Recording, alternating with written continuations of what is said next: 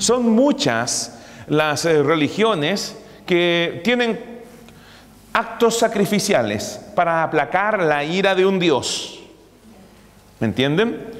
Lo principal es, y sin tratar de establecer y fijar una teoría comprensiva del sacrificio, es que todo acto sacrificial necesita de 4 elementos.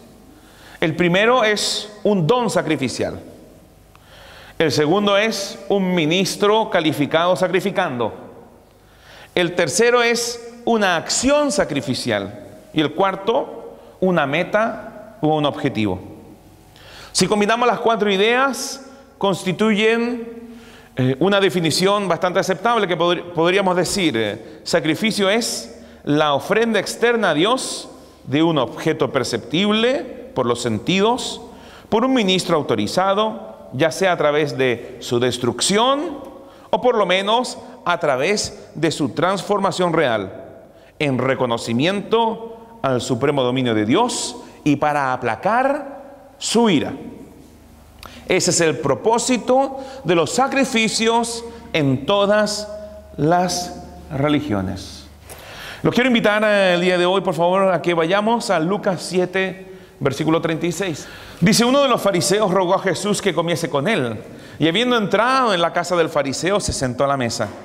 Entonces una mujer de la ciudad que era pecadora, al saber que Jesús estaba a la mesa en casa del fariseo, trajo un frasco de alabastro con perfume, y estando detrás de él a sus pies llorando, comenzó a regar con lágrimas sus pies, y los enjugaba con sus cabellos, y besaba sus pies, y los ungía con el perfume.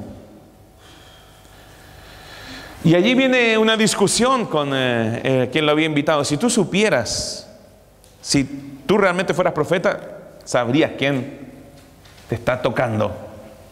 Y viene una discusión con este individuo, pero no es el foco. Vamos al versículo 48, dice: tú no ungiste mi cabeza con aceite, mas está ungido con perfume mis pies.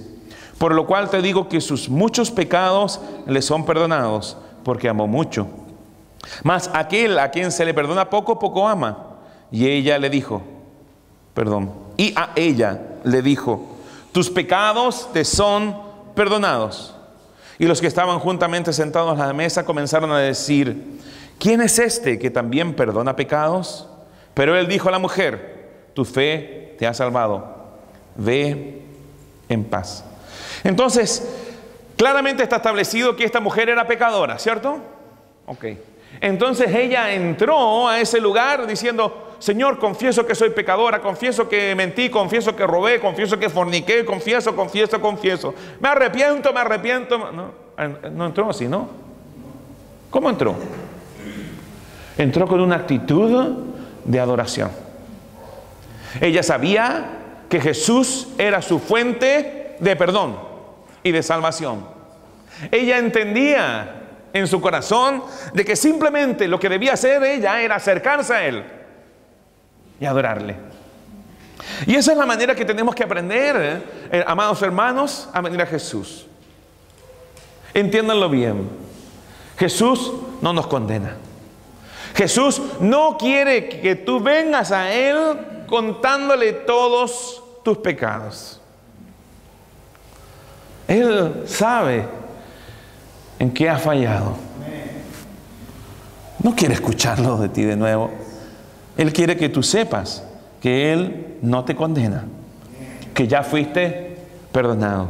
Sí, fue por tu culpa, pero resulta de que ya fuiste perdonado. De manera tal que no andes más por mi culpa.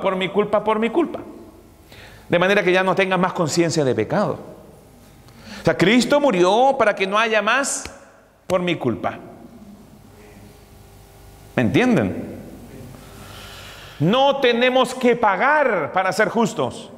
Es gratis, es misericordia, es amor incondicional. Felices, bienaventurados, muy aceptados, sin medida favorecidos, tremendamente bendecidos, aquellos a quienes el Señor ha perdonado todos los pecados y no inculpa ni siquiera de un pecado.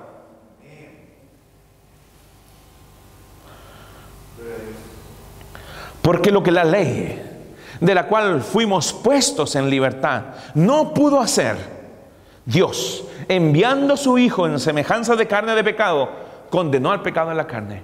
Él lo hizo por nosotros. Amados hermanos, lo que verdaderamente produce en nosotros carácter, santidad, frutos del Espíritu, no es la ley, sino el Evangelio de la gracia. No es la condenación. Si yo estuviese condenándolos continuamente, lo único que haría es fortalecer el pecado en ustedes. Y definitivamente decir, esto es imposible. Y a la verdad es imposible en la carne. Es imposible agradar a Dios por medio de las obras. Miren, entiéndanlo bien. Él ni siquiera se recuerda de nuestros pecados. Si usted viene a Él arrepintiéndose y confesando sus pecados, ¿sabe qué? Dios le mira desde el cielo y le pregunta, ¿de qué pecado me estás hablando? Dice claramente la palabra de Dios, y de sus pecados no me acordaré más. Al que no conoció pecado, por nosotros lo hizo pecado, para que nosotros fuésemos hechos justicia de Dios en Él. Esto quiere decir que en el minuto que tú recibiste a Jesucristo, todos los pecados de tu vida fueron transferidos a Jesús. Por siempre tomó tu lugar como ofrenda de pecado, de manera que tú fueses puesto en libertad. En el Antiguo Testamento esto debía hacerse de manera continua, pero Jesucristo lo hizo una vez para siempre. Y usted, cuando acepta ese sacrificio una vez para siempre, usted una vez para siempre fue limpio de todos sus pecados. Y esto es lo que la religión no comprende. A esto es a lo que se resisten. No puede ser tan bueno. Pero sabe que yo le tengo una noticia. Eso significa evangelio. Una noticia demasiado buena para ser cierta. No le dé derecho al diablo sobre su cuerpo. No le dé derecho al diablo sobre su vida. Este es el evangelio. Dios nos amó tanto que recibió lo que nosotros merecíamos para hacernos merecedores de lo que Él merece. Entonces el día de hoy quiero que salgas de este lugar con la convicción de que tú mereces lo que Jesús merece. Porque lo que tú merecías, Él lo recibió, para que lo que Él merecía, tú lo recibieras. Entonces te mereces tener éxito, te mereces tener tus provisiones totalmente provistas, te mereces tener una hermosa familia, te mereces tener éxito, te lo mereces porque Cristo se lo merece.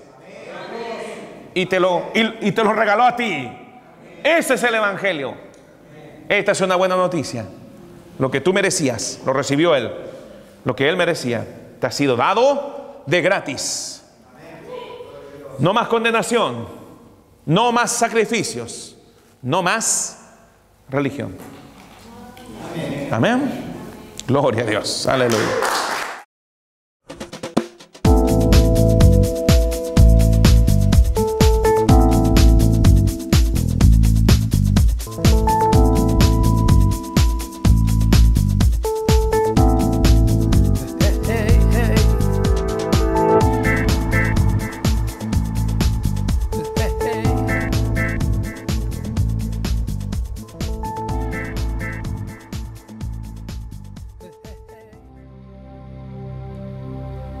Desde el año 2009, Dios nos movió a satisfacer la necesidad de entrenamiento ministerial intensivo, haciendo énfasis en el conocimiento de la palabra revelada y el fluir del Espíritu en la más completa manifestación de sus carismas.